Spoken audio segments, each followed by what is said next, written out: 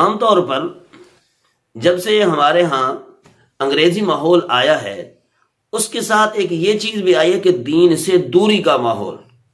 اس میں ایک تصوف سے دوری کے ماحول، یہ لفظ چونکہ ایک عربی کا ہے اس وجہ سے بھی اس سے دوری، جبکہ حقیقت میں اس کو دیکھا جائے تو یہ ایک آسان سا مفہوم ہے۔ رسول یتلو علیہم آیاتہ ویزکیہم، نبی پاک صلی اللہ علیہ وسلم کی ذمہ داریوں میں سے یہ بات ہے کہ وہ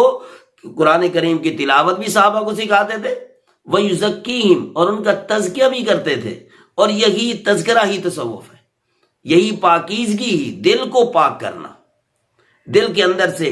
حسد، کینہ، بغض، جلن، ایک دوسرے کو گالی دینا، بد زبانی، بد کلامی، بد تہذیبی، بد احترامی، بے اکرامی، یہ ساری چیزوں کو، یہ دل کے اندر جو جمع ہوا مواد ہوتا ہے، جس طرح اس کو یوں سمجھے کہ کوئی آدمی یوں کہے کہ یار یہ دل کے اندر کیسے ہوتی ہیں، ایسے ہوتی ہیں جس طرح آج کل کمپیوٹر میں وائرس آ جاتا ہے۔ اب دیکھیں یہ چھوٹا سا کارڈ کی چپ ہوتی ہے، اس کے اندر ہم ہزاروں کتابیں ٹائپ کر دیتے ہیں، وہ کیسے نکل آتی ہیں اس کے اندر، وہ سما کیسے جاتی ہیں؟ پرانے زمانے کا آدمی ہوتا ہے وہ تو مانے گا نہیں، یا بوڑھوں سے پوچھے وہ مانے گا نہیں۔ تو بالکل اسی طریقے سے ہمارے دل کے اندر جو مواد ہے، منفی مواد، غلط مواد، اور اسی طرح لوگوں کا انسانیت سے نکل جانے کا جو مواد ہے، لڑاکا جھگڑالو مزاج جو ہے، ان ساروں کو نکالیں تو یہ کیا بنتا ہے؟ تزکیہ نفس، اور اسی تزکیہ کو کہتے ہیں تصوف، اور اس کو دوسرے لفظوں میں یوں کہتے ہیں کہ کال کو حال بنا دینا، یعنی کہ جو باتیں ہم نے پڑھی ہیں ان کو اپنی زندگی کے اندر لے آنے کو تصوف کہتے ہیں، تزکیہ نفس اسی کو کہتے ہیں۔ اور ان لوگوں کو، کچھ بزرگوں کا جو ایک طریقہ کار ہے، اس کو یوں بھی کہا جا سکتا ہے، کچھ بزرگ کہتے ہیں کہ پہلے اللہ اللہ کرو، ذکر اللہ کرو، لا الہ الا اللہ کہو، اتنی تسبیحات پڑھو، یہ اندر کے جو یہ گند بلا جو بھرا ہوا ہے، منفی مزاج جو ہے، اس کو ختم کرنے کے لیے، ماحول کو صاف کرنے کے لیے، کچھ حضرات مریض کو دیکھ کر استغفار کی ایک تسبیح بتاتے ہیں، 100 مرتبہ پڑھنے کو کہتے ہیں، کچھ لا الہ الا اللہ کی تسبیح، کچھ سبحان اللہ کی تسبیح، مختلف تسبیحات بتاتے ہیں، جیسے مریض ہوتا ہے، جیسے اس کا مرض ہوتا ہے، اسی طریقے سے علاج بتایا جاتا ہے۔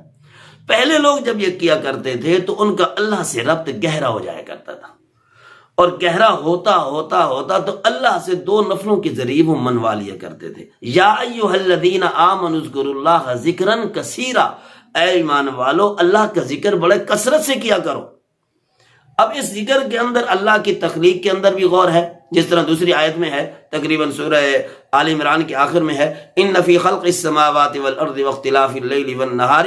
لآیات لأولی الالباب الذین یذکرون اللہ قیاما وقعودا، کہ آسمان و زمین کی پیدائش کے اندر عقل والوں کے لیے نشانی ہے۔ وہ عقل والے کون ہیں؟ الذین یتفکرون فی خلق السماوات والارض، جو لوگ اللہ کی طاقت اور قدرت، آسمان و زمین کی پیدائش، اس کے اندر غور کرتے ہیں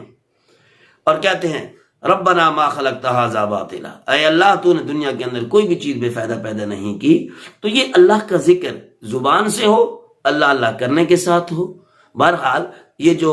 کچھ لوگ یہ کانپنا شروع ہو جاتے ہیں، بدکنا شروع ہو جاتے ہیں، ایک دوسرے پہ گرنا شروع ہو جاتے ہیں، یہ تو ایک حادثے بھی گزرا ہوا معاملہ ہے۔ بہرحال اللہ کا ذکر کرنا، اللہ کی یاد کرنا، کسی بھی انداز کے اندر ہو، آپ کتاب پڑھ رہے ہوں تو اللہ کی وحدانیت کے اندر غور کریں، اللہ کی طاقت کے اندر غور کریں، سیر پہ آپ جا رہے ہوں تو دیکھیں درختوں کی کیسے اللہ پاک نے اونچائی بنائی ہے، اس پہ پھل کیسے لگائے ہیں، بیل بوٹے کیسے اس مٹی سے نکالے ہیں، یہ بھی ذکر کے اندر شامل ہے۔ لیکن ذکر کرتے کرتے مقصد یہ ہونا چاہیے کہ اللہ نے جس طریقے سے ہمارا دل بنیادی طور پر بنایا تھا، ہم اسی طریقے سے بن جائیں،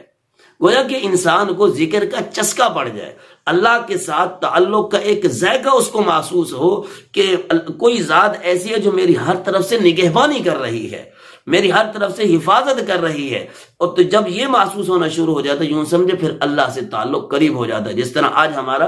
کسی بڑے افسر سے نہیں بلکہ ایک سپاہی سے بھی تعلق ہو نا، جو تھانے میں رہتا ہے، تو بڑا فخر کرتے ہیں، یار میرا کام ہو جائے گا، میں ایک کال کروں گا، میں چھوٹ جاؤں گا۔